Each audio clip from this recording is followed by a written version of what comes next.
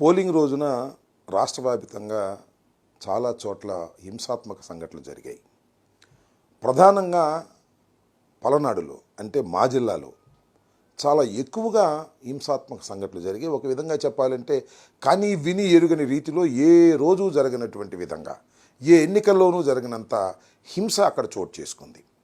ఆ హింస చోటు చేసుకోవడానికి గల కారణాల మీద మేము ఈసీకి అనేక రకాలుగా రిపోర్ట్ చేయడం జరిగింది. ఆ రోజున పోలింగ్ రోజున పోలీసులు అసలు రిస్క్యూకు రానటువంటి పరిస్థితిని కూడా వివరించడం జరిగింది. తర్వాత అక్కడ పోలీసు అధికారులను సస్పెండ్ చేశారు, కలెక్టర్ని మార్చారు, ఇంకా కొన్ని చోట్ల కలెక్టర్ని మార్చారు. ఏదో కొంత జరిగింది, ప్రాథమికంగా తప్పు జరిగిందనేటువంటి భావన సర్వత్రా వ్యాపించి ఉన్నటువంటి తరుణం. ఈ తరుణంలో మరి అనేక చోట్ల బూతులు క్యాప్చర్ చేసుకున్నారు, దొంగ ఓట్లు వేసుకున్నారు, ఈవీఎంలను పగలగొట్టడానికి ప్రయత్నం చేశారు, బూత్ క్యాప్చరింగ్ జరిగింది. తెలుగుదేశం వాళ్ళు కూడా భయంకరంగా చేసేటటువంటి పరిస్థితి కనిపించింది. ఇక్కడ ప్రధానంగా ఇవాళ నేను మాట్లాడాలనుకుంటున్న అంశం ఏంటంటే పిన్నెల రామకృష్ణారెడ్డి గారు మాచర్ల నియోజకవర్గంలో చాలా దారుణాలు జరిగిపోయాయి. కొన్ని చోట్లయితే అసలు పోలింగ్ స్టేషన్లోకి వైఎస్ఆర్ కాంగ్రెస్ పార్టీ ఓటర్లు వెళుతుంటే వారిని వెళ్ళకోకుండా అడ్డుకొని కొట్టి తన్ని గాయపరిచి బయటికి పంపించినటువంటి సంఘటన చూశాం. దాని మీద అనేక సందర్భాల్లో ఆ రోజున చివరికి పిన్నెల రామకృష్ణారెడ్డి గారు కూడా ఆయన రిపోర్ట్ చేయడం జరిగింది, ఫోన్లు చేయడం జరిగింది. కానీ ఎవరు పోలీసులు రిస్క్కి రాలేదు. అయితే ఇవాళ నాకు చిత్రంగా అనిపించింది అంటే ఇవాళ ఒక వీడియో రిలీజ్ అయింది.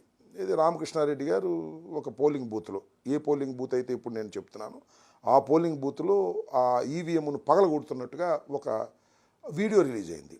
ఇది ఎక్కడి నుంచి రిలీజ్ అయిందో మరి అర్థం కావడం. ఇది election commission has to release. యాక్చువల్గా ఇది లోకేష్ గారు ట్విట్టర్లో పెట్టారంట. ఎట్ట చేరింది లోకేష్ గారు ట్విట్టర్కి? Is it false or right? అది ఫేక్గా? అది కంక్లూజన్ ఎవిడెన్సా కాదా? ఆలోచించాలి కదా. ఇది డైరెక్ట్గా తెలుగుదేశం అధినేత కొడుకు అయినటువంటి లోకేష్ ట్విట్టర్లోకి ఎట్లా వెళ్ళింది? కలెక్టర్న రిలీజ్ చేయాలి, ఎలక్షన్ కమిషన్కి సంబంధించిన వారిని రిలీజ్ చేయాలి, ఆర్ఓన రిలీజ్ చేయాలి. రిలీజ్ చేయకోకుండా వారికి ఎలా చేరింది అంటే ఇక్కడ ఏదో కుమ్మక్కు జరుగుతూ ఉన్నది అనేటువంటి భావన చాలా స్పష్టంగా అర్థమవుతూ ఉన్నది. అంటే అధికారులు, ఎన్నికల కమిషన్ ఉన్న అధికారులు, తెలుగుదేశం పార్టీ వారు కలిసి కుట్ర చేస్తున్నారేమోననేటువంటి అనుమానం కలగటం సహజమైనటువంటి అంశం. ఒకవేళ అది నిజంగానే జరిగిన సంఘటన అనుకోండి, చట్టం తన పని తాను చేసుకుంటుంది, దానిలో ఏ విధమైన తప్పిదము లేదు. మేము అనేది ఏంటంటే ఇట్స్ ఎ ఫేక్ కూడా కావచ్చు అనేటువంటి అభిప్రాయం.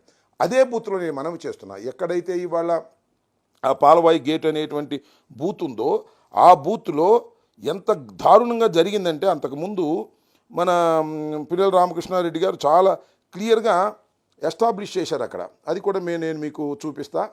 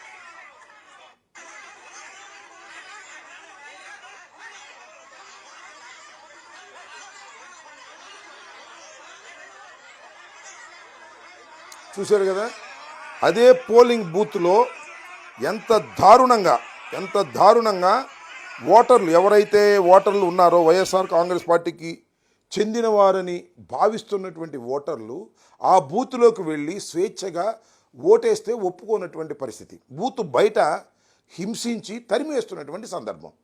దీని మీద పిన్నెల రామకృష్ణారెడ్డి గారు రిపోర్ట్ చేశారు. But nobody is caring that. ఎవరు పట్టించుకునేటువంటి పరిస్థితి. ఏంటి, వాట్ ఇస్ దిస్? ఏం జరుగుతుంది అక్కడ? ఏం జరిగింది అక్కడ? ఇది కుట్రపూరితంగా వైఎస్ఆర్ కాంగ్రెస్ పార్టీకి అనుకూలమైనటువంటి బూతుల దగ్గర బయట గొడవ జరుగుతున్నా కూడా పోలీసులు పట్టించుకోకుండా ఉండేటటువంటి పరిస్థితి వచ్చింది. ఇది వాస్తవమైనటువంటి విషయం. దీని మీద ఏమి తీసుకునేటువంటి పరిస్థితి. నేను ఇంకోటి కూడా ఈ సందర్భంగా నేను మనవి చేస్తున్నా. చాలా నియోజకవర్గాల్లో బూత్ క్యాప్చరింగ్ జరిగాయి. నా కాన్స్టిట్యున్సీలో కూడా బూత్ క్యాప్చరింగ్ జరిగి తెలుగుదేశం వాళ్ళు ఓట్లు వేసుకున్నారు. ఆ వెబ్ క్యామ్లు ఓపెన్ చేయండి అంటే ఓపెన్ చేసినటువంటి సందర్భం లేదు. దాని మీద యాక్షన్ తీసుకునేటువంటి సందర్భం లేదు. ప్రధానంగా నేను ఇవాళ అడుగుతున్నటువంటి ప్రధానమైన ప్రశ్న ఏమిటి అంటే, పిన్నెల రామకృష్ణారెడ్డి గారు దాన్ని పగలగొట్టాడని చెప్పబడుతున్నటువంటి వీడియో ఫేక్ వీడియోనా, కరెక్ట్ వీడియోనా? నెంబర్ 1. నెంబర్ 2, కరెక్ట్ వీడియో అయితే ఎలా ఎన్నికల కమిషన్ దగ్గరికి రిలీజ్ కాకోకుండా ఎందుకు లోకేష్ దగ్గర రిలీజ్ అయింది, ట్విట్టర్లో ఎందుకు పెట్టాడు, దాని మీద ఎన్నికల కమిషన్ యాక్షన్ తీసుకోవడానికి ప్రయత్నం చేయటం ఏమిటి అనే విషయాలను దయచేసి ఆలోచన చేయవలసినటువంటి అవసరం ఉందని ఈ సందర్భంగా నేను చెప్పదలుచుకున్నాను. నేరం ఎవరు చేసినా వారిని చట్టం చర్య తీసుకోవాల్సిన దానికే మేము వ్యతిరేకం కాదు. నేరం చేసినట్టుగా భావించి అలా ఫేక్గా చేయటం అనేది తప్పైనటువంటి అంశం. నిజంగా నేరం జరిగిన వారి మీద శిక్షించుకోకుండా చేసేటటువంటి ప్రయత్నాలు జరుగుతున్నాయని మేము ప్రజాస్వామ్యంలో ఆందోళన చెందుతున్నాం.